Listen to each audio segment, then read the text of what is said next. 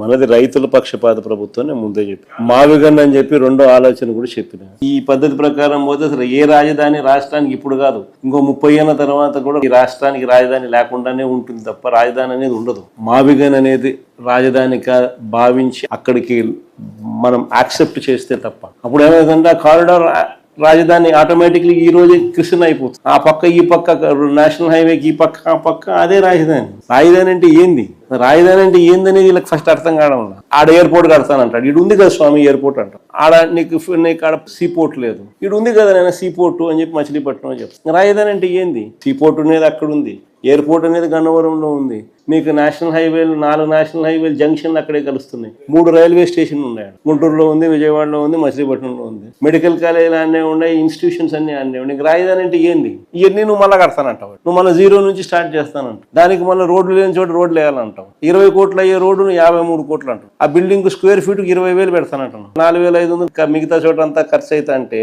5 star lobbies తో సహా Italian marble వేసి ఇక్కడ మాత్రం నీకు 20,400 ఖర్చు అవుతుంది ఎస్ఎఫ్టీకి. అంటే ప్రతిదీ స్కామే.